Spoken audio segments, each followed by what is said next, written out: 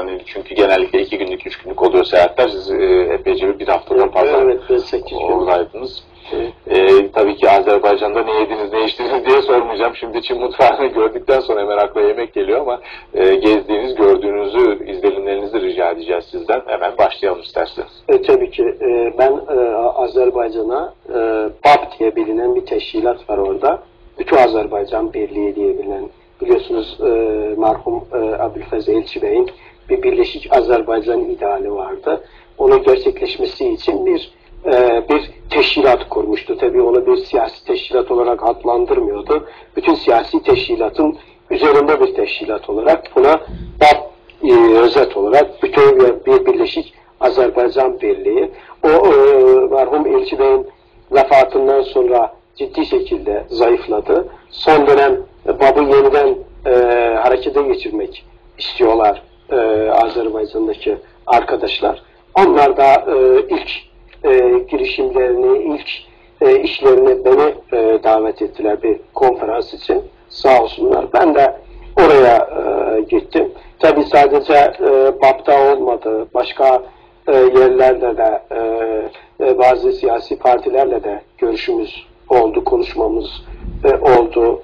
Ve özellikle de bazı sivil toplum kuruluşlarıyla, hem kadın kuruluşlarıyla, hem gençlerin kendilerinin kurdukları siyasi ve sosyal teşekkürlerle görüşmemiz, konuşmamız ve küçük de bir konferans gibi de oldu.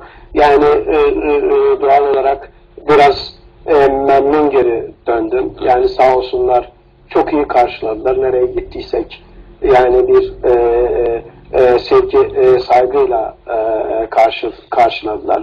Oraya gittiğimizde de konuşmamızın büyük bir bölümünü Urmi Gölü'nün kuruması oldu. Yani tehlike çanları çalıyor deniliyor. Bu dünyanın en nadide göllerinden bir tanesi. Büyüklük olarak son derece önemli bir yüz ölçümü kaplıyor. Türkiye'yi ilgilendiriyor, İran'ı ilgilendiriyor, Azerbaycan'ı ilgilendiriyor. Yani aslında bütün dünyayı ilgilendiriyor değil mi? Doğru, gerçekten de bütün dünyayı ilgilendiren bir olay. Ancak maalesef dünyayı bu denli ciddi şekilde ilgilendiren bir konu dünyanın pek fazla gündemine gelmiyor. Biliyorsunuz siyaset hep siyasetle ahlak arasındaki ilişki, siyaset ve insani değerler arasındaki ilişkinin üzerinde çok duruluyor. Maalesef siyasetin ölçüleri birçok zaman insani olmuyor. Birçok zaman ahlak ve etika olmuyor. Çıkarlar daha ön planda oluyor. Yani aslında insanlığın da en büyük sorunu bu olsa gerek. Yani eğer insanlık ahlakı, insan haklarını, manevi değerleri ön plana tutsaydı belki bugünkü yaşadığı bu sayısız, hesapsız kötülükleri yaşayamazdı. Maalesef tarihten günümüze kadar bu arayışımız hep var oldu. Ancak o noktaya ulaşamadık. Hep orada bizim için bir utopya oldu. Hep bir Medine-i Fazile diye ulaşabileceğimiz uzak bir yer olarak göründü. Ancak bugün de aynı kaderi, aynı acıyı paylaşıyoruz. Bakınız Urmiye Gölü dünyanın ikinci tuz gölü. Ve tuz yoğunluğu olarak dünyada birinci göldür. Ve büyüklüğü olarak da bakıldığında 5700 kilometre kareyi kapsıyor. Yani çok büyük bir göl. Urmiye Gölü neredeyse 15 yıldır yavaş yavaş adım adım kurumaya yüz tuttuğu ve gün gittikçe de daha fazla kuruduğu belli oluyor. Bugün özür dilerim araya gidiyorum ama bilenler mutlaka biliyordur fakat daha önce farkına varmayanlar ya da şu an fark edenler için bir coğrafi konum olarak bir netleştirmek. Tabii ki doğrunu söyleyeyim. Biliyorsunuz yani Türkiye'den sonra en fazla Türk'ün yaşadığı coğrafya İran'dır. İran'da 35 milyondan fazla Türk nüfusu yaşıyor. Ve Türklerin en büyüğü de Azerbaycan Türkleridir. 25-30 milyon. Yani şimdi Bakü'deki Azerbaycanlıların sayısı 8 milyon ama onların 3-4 kat daha fazlası İran içerisinde yaşıyor. Bu İran içerisinde neredeyse 350 milyon kilometre kare bir alanı kapsayan bir yerde yerleşiyorlar. Urmiye Gölü onların Batı Azerbaycan diye, İran'ın haritasında da Batı Azerbaycan diye geçen yerde yerleşiyor. Yani Türkiye-İran sınırında yerleşen bir göl. Tam anlamıyla siz Türkiye'den geçiş yaptığınız zaman zaten o coğrafyadan geçip geliyorsunuz oraya. Orada yerleşiyor Urmiye Gölü veya Urmu Gölü. Bu Urmiye Gölü 5700 metre alanı kapsıyor ama şu andaki geldiğimiz noktada bunun 2700 kilometresi kurumuş. Ve önümüzdeki bu sonbaharın sonuna doğru da %60'ı kuruyacağı sağlıklı bir tahminle 3 ile en kötü bir şeyle de 5 ile %100'ü kuruyacaktır. 5 yıla kadar %100'ü. Yani 3 yıla kadar ben hala biraz daha bir iki yıla iyimser olarak o anlamda söylüyorum. 5 yıla kadar %100'ü kuruyacaktır. Şimdi dünyanın en büyük tuz yoğunluğu olarak en büyük göl. Ve baktığınızda da su kurudukça tuzun oranı da artıyor. Tuzun oranı da arttığı için baktığınız zaman eğer Urmiye Gölü kuruyarsa yerde 10 ila 13 milyar ton tuz kalıyor. Milyar ton. Yani bunu bir yanlış bir rakam değil. 10 ila 13 milyar ton tuz yerde kalıyor. 10 ila 13 milyar ton tuz, ki bunu söylediğim şeyde İran'ın devletinin resmi istatistikleridir. Yani bu herhangi bir uzmanın da verileri değil, İran devletinin resmi istatistikleridir. İran devletinin resmi istatistiklerine göre Urmiye Gölü kuruyarsa 10 ila 13 milyar ton tuz yerde kalıyor. 10 ila 13 milyar ton tuz, yerde kalan tuz o coğrafyanın ekosistemini alt üst ediyor. Ve en ilginç tuzlu yağmurların sebebiyet veriyor, tuzlu fırtınalar sebebiyet veriyor ve bu olayda 250 bin kilometre alanı olumsuz etkiliyor. Bu Türkiye'nin Van Gölü'nden tutmuş, Azerbaycan'ın Nahçıvan ve diğer Muhan ve Talış bölgesinden tutmuş, İran'ın Tahran'ın dibine kadar uzanan bir coğrafyayı olumsuz etkiliyor. Tabi derecesi farklı olarak bazı yerlerde daha az, bazı yerlerde daha çok etkiliyor. Ama en büyük ağır şeyde doğal olarak Azerbaycan'ı, İran içerisindeki Azerbaycan'ı en ağır bir biçimde etkiliyor. Yani şimdi %40'a yakın kuruduğu halde o gölün yakınındaki birçok köy boşaltılmış. Limanlar çökmüş ve hatta o gölün neredeyse 60 kilometre, 70 kilometre uzaklığında şimdiden oradaki bazı bağımsızlık işleri durmaya başlamış. Yani halkın geleneksel geçimini sağlayan şeyler şu anlamda yani hala tam anlamıyla kurumamış ama olumsuz etkisi yaşanıyor. Ve en önemlisi nedir biliyor musunuz? En önemlisi verilen bilgilere göre eğer bu Urmiye Gölü kuruyarsa bu 10 ila 13 milyar ton ciddi sağlık sorunu çıkaracak ve ciddi salgın hastalıkları sebebiyet verecek. Yani düşünün, bırakın oradaki diyelim tarımı, hayvancılığı, bağcılığı, zaten insan zaten önemli yaşamaz hale gelecek. O tuzlar, o yağmurlu tuzlar, fırtınalar Azerbaycan'ın bitki örtüsünü yok edecek. Bitki örtüsünü yok edecek, tarımı elden bırakacak. Hatta sadece o değil, şu anda o coğrafyada zaten bir şey yaşanıyor. Bir kıyım yaşanıyor. Orada mesela yine aynı coğrafyada Eresparan var. Onların meşesi, ormanları yok olma yüz tutmuş.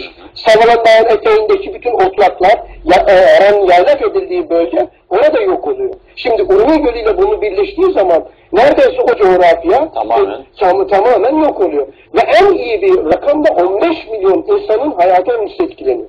15 milyon insanın.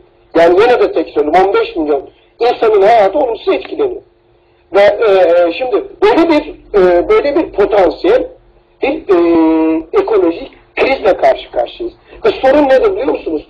Sorun en önemli sebebi de burada. İran devleti bunun farkındadır. Bu süreçte biliyor. Ve bu söylediğim istatistikler de onun onun resmi rakamları, onun kurumları verdikleri rakamları, ama bu gölün kurumasını önlemek için hiçbir adım atmıyor. Peki bu noktaya nasıl gelindi Arif Bey? Bakınız şimdi Urmiye Gölü'nün kurumasının İran devleti iddia ediyor ki bunun nedeni kuraklıktır. Kuraklıktır, ama birçok kişi şunu iddia ediyorlar: kuraklıksa neden Van Gölü kurumuyor? Çünkü çok birbirlerine çok yakınlar. Ve neredeyse %50 yıllık yağmur oranları orada bellidir. Bazen azalıyor, Urmiye Gölü küçülüyor, bazen yağmur doluyor, Urmiye yine kendini buluyor. Yani şimdi bu kuraklık olursa, 1 yıllık, 2 yıl kuraklık olursa biraz çekilir. Ama su yere dolduktan sonra yine kendi şeyini olur. Ama Urmiye Gölü tam anlamıyla kurumaya doğru yüz tutmuş. Yani Urmiye Gölü'nün sadece bütün suyu yağmurdan değil ki kuraklıktan başka. Yani Urmiye Gölü'nü besleyen su havzaları, yani Urmiye Gölü'nü besleyen su havzaları İran'ın yanlış yönetim sebebiyle Urmiye Gölü'nü akmıyor. Peki yanlış mı, kasıtlı olarak kötü yönetim mi demek lazım? Şimdi bakınız, şöyle bir soruyu sorabiliriz. Şimdi bu İran devleti bunu biliyor ki 40'tan fazla orada bir baraj ve bent yaptırmış. Su depoları yaptırmış. Oraya gelen çayların yönünü başka yere kaydırmış. Şimdi İran devleti 10 yıldır bunun kurumasını biliyor. Kurduğu zaman da bunun başını, o coğrafyaya ne olacağını biliyor. Eğer bu iyi niyetli bir kötü yönetimse yanlış yaptım der, geri adım atar. Ama yanlış yaptım demiyor da, geri adım atmıyor da, itiraz edenler de içeri atıyor. Yani böyle bir sorunla karşı karşıya. Doğal olarak yani bir yanlışlık olursa devlet der, tamam buradaki bizim suyla ilgili politikalarda bir yanlışlık var, bunu değiştiririz. Ama neden bunu değiştirmiyor? Neden ısrar ediyor? Yani orada şu anda o coğrafya Urmiye'dir, Tebriz'dir, diken üstündedir.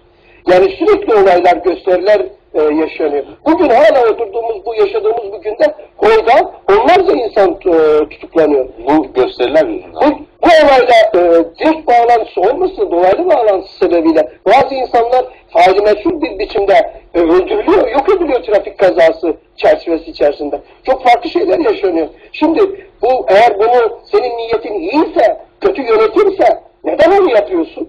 Niye bunu güvenlik sorunu haline getiriyorsun? Niye o coğrafya, oradaki insanların itirazları ekolojik bir itirazdır? Yani bu Urmiye Gölü'nü kurmasını önle diyor. Urmiye'de %90 insan sokaktaydı. O sokakların hepsi tırnak içinde devrim karşıtı değil ki. Yani onların %90 hepsi devrim mi istiyor? Değil. Onlar o gölün kurmasını istiyorlar. Yani onun içerisinde bütün halk vardı orada. Tebriz'de de bütün halkı var. Devlet o halkın haklı isteğini hiçbir şeyden umursamıyor. Bakınız, işin ilginç tarafı, bütün bu olaylar oluyor, gösteriler oluyor. Bütün bu olayların en önemli sebebinin birinin baraj olduğu da biliniyor. Ahmadinejad yine oradan geliyor Hola, yine geliyor yeni bir baraj açmak istiyor. Burada bir kötü niyet aranır. Yani burada farklı bir plan, bir proje var denilebilir. O nedenden dolayı ki oradaki halka sorsanız, onlar diyor ki İran'da yaşayan Türklere bilinçli bir imha politikasıdır. Yerlerinden ettirme, göç ettirmenin bir süreci olarak söylüyorlar. Yani bütün buradan çıkanlar öyle. Yani şu sorular, neden bunu yapmıyorsun? Bir de bunu kolayca da en azından kısa süreli bu sorunun önüne geçebilecek, yapabilecek ciddi yapabilecek işler de var. Onu da yapıyor. Mesela barajların en azından bir bölümünü açabilir. Oradaki sulama sistemini değiştirebilir. Bakınız mesela şimdi nüfus artıyor. Bunu kabul ediyoruz. Nüfus artıyor. Nüfus arttıkça su ihtiyacı fazlalaşıyor. Doğal olarak bağcılık artıyor, hayvancılık artıyor, tarım oranı artıyor. Bu da kabul. Ancak bunu hepimiz biliyoruz ki o coğrafya kuraklık, yani su az bir bölgedir ve doğal olarak su doğru yönetilmesi gerekiyor. Su doğru yönetilmesi nedir? İran devletinin en büyük bir devlet görevi olarak oradaki sulama sistemini değiştirmesi gerekiyor. Yani geleneksel sulama sisteminden modern sulama sistemine geçmesi gerekiyor. Yani geleneksel sulama sisteminde neredeyse suyun verimliliği %25 değil. Evet. %75'i heder oluyor. %75'i hiç şey yaramıyor. biz de Türkiye'de çok yakın bir tarihe kadar bunu çok net bir şekilde gözlemliyorduk. İşte dereden kanallara, kanallardan kanalettere, kanaletlerden tarlaya gelinceye kadar tarlada da öyle saldım çayıra tarzında bir sorunlarla. Büyük bir bölümünü. Şimdi sorun buradadır. Eğer siz bunu bir geleneksel sulama sisteminden modern sulama sistemine giderseniz bunun verimliliğini %90-95'e çıkarabiliyorsunuz. Oradaki kurulan bentleri, barajların durdurulması gerekiyor. Bentlerin açılması gerekiyor. Urmiye Gölü'nün neredeyse şah damarını kırabilecek yere o kalkaf denilen noktada getirip köprü yapıyor. Onu bir defa durdurulması, onu yok etmesi gerekiyor. Yani bu işlemleri durdurması gerekiyor. Urmiye akan su havzalarının Urmiye Gölü'nü akabilecek şekilde onu yeniden dizayn etmesi, dizginlemesi gerekiyor. Ve bununla paralel olarak bütün o coğrafyaya daha bilimsel bir tarım ve bağcılık yolunu ortaya çıkarmak. Bilimsel bağcılık, tarım ne demek? Yani suyun azsa, su az isteyen ekinlere yapmışlar. Buğday türleri daha az su istiyor. Ama karpuz veya diğerleri daha fazla su istiyor.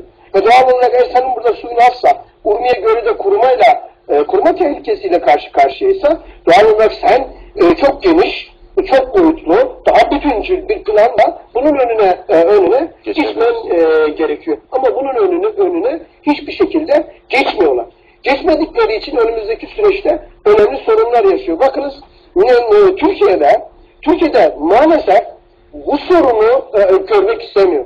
Bu sorunu görmezden geliyor. Suriye'de, Afrika'da oraya hepimiz oraya gidiyoruz. Doğru bir iş. İnsani olarak oraya gitmemiz gerekiyor. Ama Türkiye'nin yanı başında ve Türkiye'yi de olumsuz etkileyecek bir süreç olduğu halde Türkiye oraya bakmıyor. Bakınız biraz önce ne söyledim? Türkiye'den sonra en fazla Türk orada yaşıyor. O Türkler siz isteseniz de istemeseniz de Türkiye'den bir beklentisi var. Türkiye'den bir şey istiyor.